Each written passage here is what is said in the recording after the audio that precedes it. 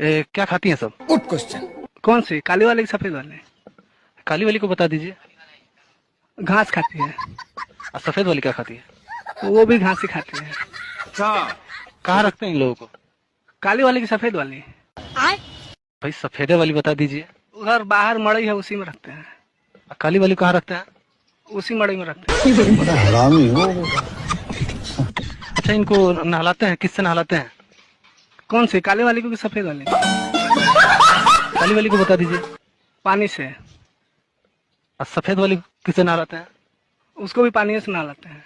हरामी हो। इनका जब दोनों को एक एक करता है, जब काली वाली सफेद वाली, काली वाली सफेद वाली क्यों कर रहा है?